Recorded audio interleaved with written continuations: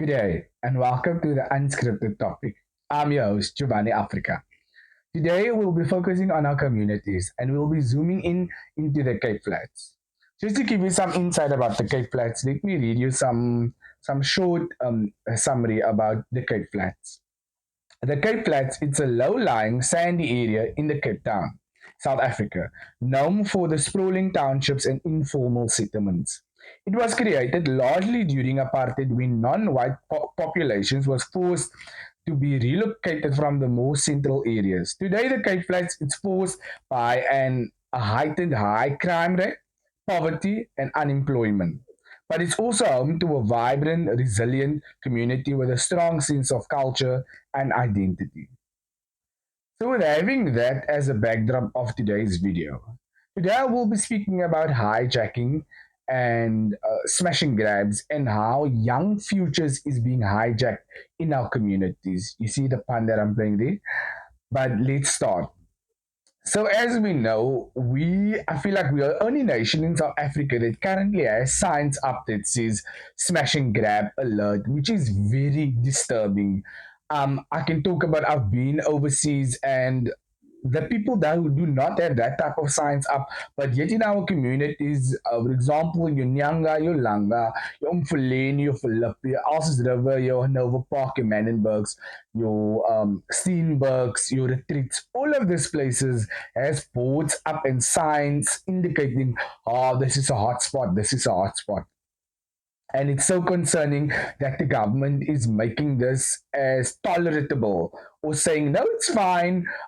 This stuff does happen, so we need to accommodate these criminals. And I feel like it's so unfair to us as the population of this country, which is hardworking, which goes to work every day to put bread on our tables, students, young adults making a way for themselves and still being subjected to this high crime rate and to this influx of criminality in our communities. For today's video, I will just focus on what has been discussed and tips on how to guard yourself of being the next hijack victim, being the next smash and grab victim, especially us that go out in the morning, early in the mornings, when we are found in traffic jams, young students that's going to school, sitting in the taxi on their phones and stuff, just to prevent yourself of falling trapped to these type of scenarios.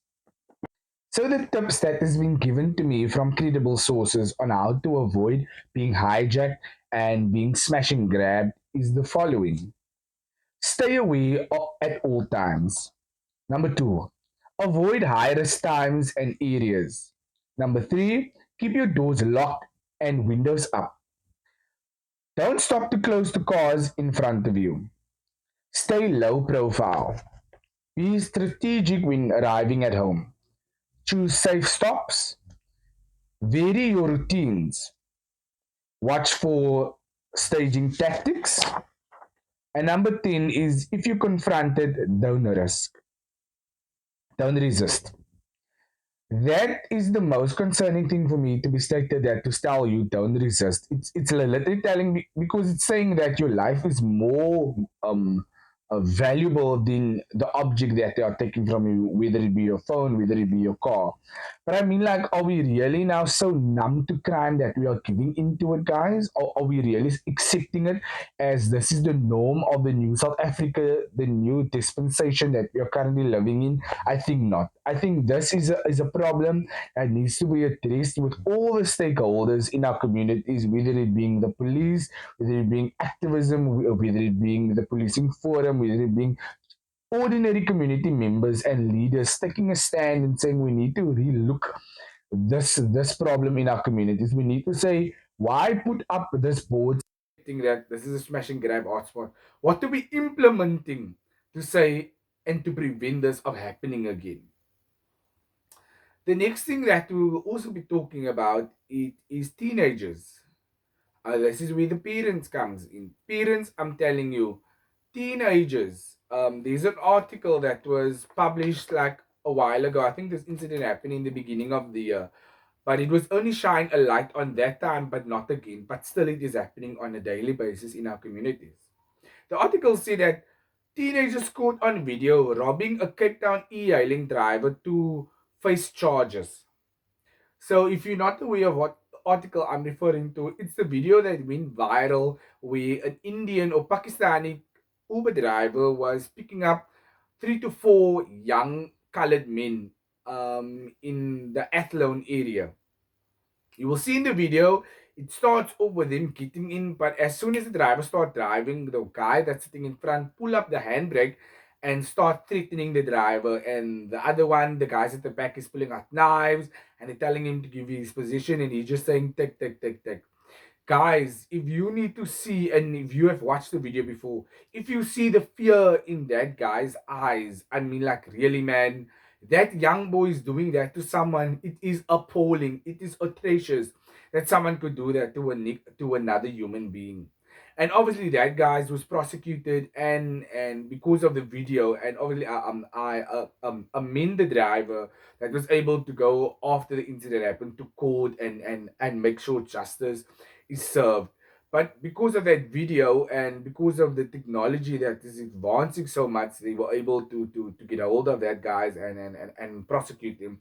But I mean, like, there's other drivers that don't have the money to buy that fancy equipment because they're only working on putting food on the table, making sure there's enough fuel in the vehicle, and getting to the next trip.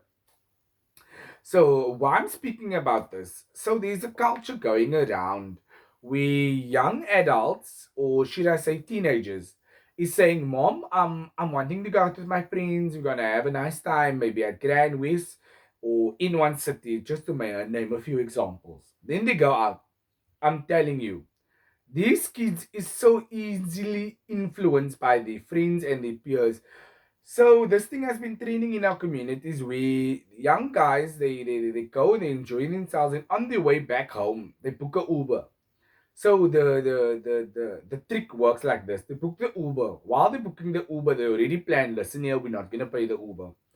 Come hell or high waters, we're not gonna pay the Uber. So what happens is they get into the Uber, they keep them cool and calm, and when it comes time to pay the Uber, everyone just jumps out. And that's not all. Besides doing that, other times they get even crueler and they say, no man, let's rob this Uber. We're not gonna pay him first, but we're also gonna rob him now of his valuables. So these kids will book the Uber, they'll get into the Uber will take them close to their destination. They won't get in front of their houses off and do this thing. They will be dropped close to their destinations where they know they are safe to hide, maybe overhaul, jump a fence, etc. And then they will book the Uber, get into it, be dropped, and then they will just say, well, we're gonna rob this Uber, and they take out knives. Some of them have BB guns, and they're just going boss. They're going boss. And I'm telling you, parents, your child will come that evening home, past 11, past 10, and you would ask him, how was the evening? Did you enjoy himself? And Jack, Joe, whoever it is, just mentioning names, will say, no, mommy, I had an awesome time. It was fun. Not thinking that what they just did could have ruined someone's life. Because I mean, like, panic sits in. That driver thinks, oh, it's his last moments on earth. And not to be sexist, it's not only the guys, parents, it's not only the guys, it's the girls as well. It's another thing going around where the Uber drivers is more comfortable picking up girls. So us as young men, they know it, so they take advantage of it. So what they do is they will tell their girlfriends and their friends, like, listen here, book a Uber. So obviously the driver will see, oh, it's a girl I'm picking up, so it's not too much resistance that will happen. But as soon as the driver picks up the girl, immediately other two guys get into the vehicle and then they stop robbing the Uber.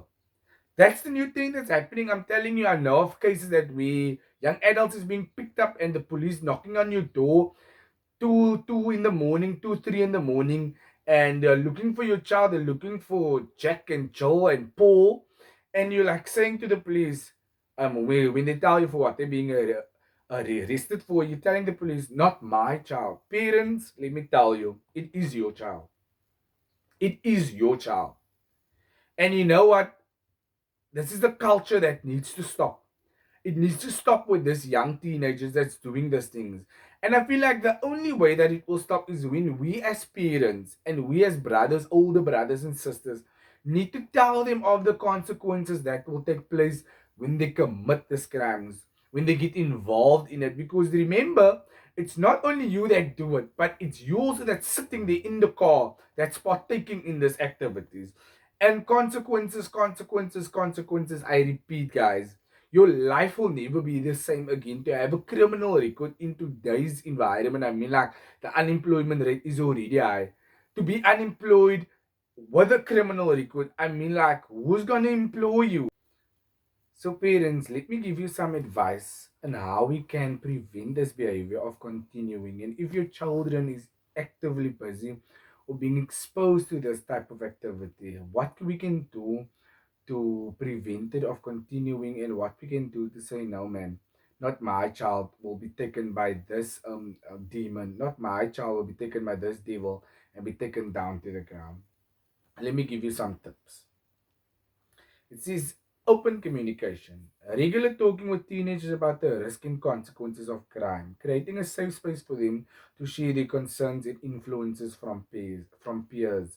So, meaning, parents, that you need to be able to create this environment to tell your child that whatever they are facing, remember, we are not with them on school, we are not with them in the walking from school, we're not with them on the online environment, we're not with them when they're exposed to this type of crime. But they must be able to say, listen here, mommy, listen here, daddy, listen here, brother, listen here, sister, that my friend is doing this, man, and I'm not comfortable with it. What do I do to get out of it?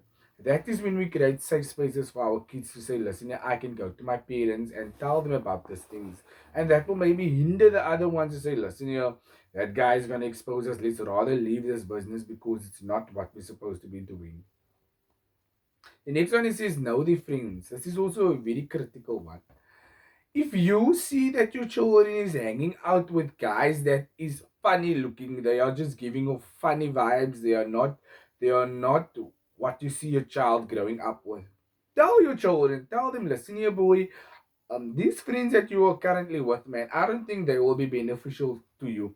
Ask them what these friends are doing. Are they in school? Because majority of the time we allow these kids to come into our houses, but we don't ask, is Jimmy, does Jimmy go to school?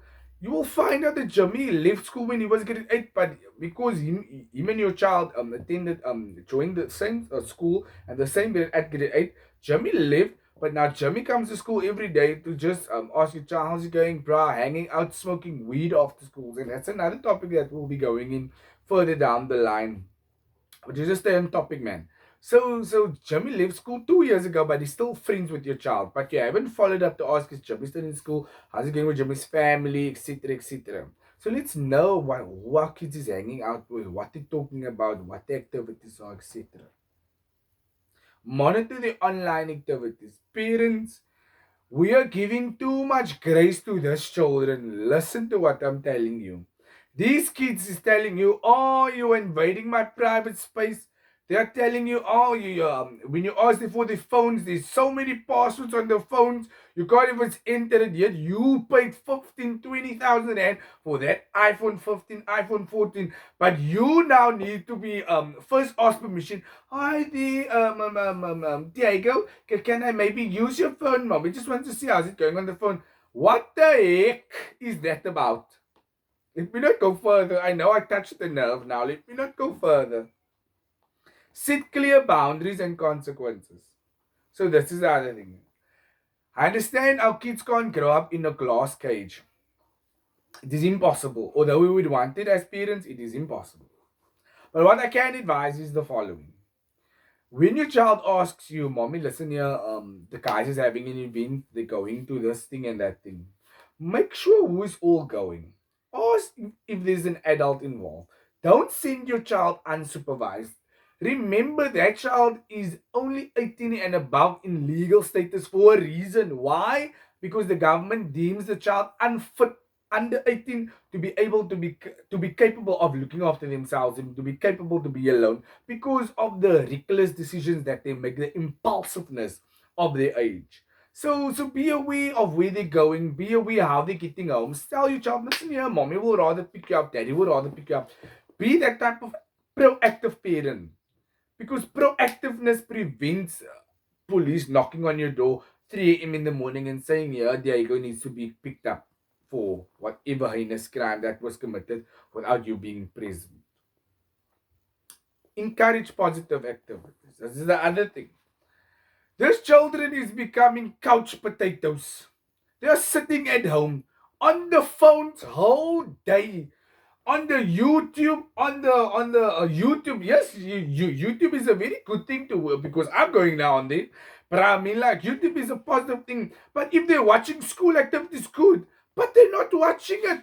They are watching all the kind of crap that is on these channels, man. And then the other thing is playing PlayStation all day, being indoors, dark windows. No, man, parents. Let's encourage our children. Get out of this dark room. They are more depressed than anything else. Yet life hasn't taken hold of them yet, but they are more depressed than us as the adults that is facing life on a daily basis. So encourage activities. Youth, if they're Christians, let them go to youth. If they're Muslim, encourage spiritual activities amongst the madrasa friends or the mosque friends. If they're traditional, encourage traditional activities, man. Let them just be active outside, enjoying nature instead of being in the house thinking of all the ways to be a criminal. The sixth thing is educate them on the legal consequences. Parents, listen to me. None of us wants our children to be handcuffed. Just picture this, handcuffed, put at the back of a van in front of all your neighbors that's going to look and be taken to a police station, then facing additional trauma by being exposed to hardened criminals. Then having after that being taken to the through the court system, appearing in front of the judge. Let me tell you something. Your child will never be the same again. So to prevent that, make them visible and make them aware of, listen here, A, B, and C is gonna happen to you if you partake in this type of activity. If you partake in robbing Ubers, if you partake in doing smashing grab, if you partake in grabbing people's valuables or taking people's stuff without their permission. Make them aware of the consequences because I think that's also lacking. We are not telling them that this will happen to you if you don't start behaving right. Other thing is community resources. That's now your schools, your ward councillors, your policing forums. Check with them what activities are there to engage with. Be a model, an ethical model. So parents, we can't want to encourage our children to not go down this route if we ourselves is not living to societal standards where we are being good civilians, we are productive civilians, we are working hard, we are putting bread on the table. If we are stealing stuff, selling our bodies on the streets, stealing items, vandalizing properties, how on earth is your child going to look up to you? He's going to say, well, my parents is doing that. Why the hell would I be concerned of being a model for it? So let's try to model the behavior as well, man. Let's be the role model. Young older brothers and sisters, I'm speaking to you as well. Be the role models for your brothers and sisters. Get jobs. Go study. Better education. If you didn't pass matric, go get your matric. Then they can say, listen here, my Buddha passed matric, my sister passed matric, they're in university, I want to have the exact same. Because remember, these kids have this conversations and topics at school where they ask that, what's your role model? They must be able to say, my mom is my role model because she's a this and that and the other. So come on, man, let's get the behavior right. So in closing, I just want to say, parents, let's watch out, let's be aware, and peace in the Middle East. I'll check you all on the next video on the unscripted topic. Thank you.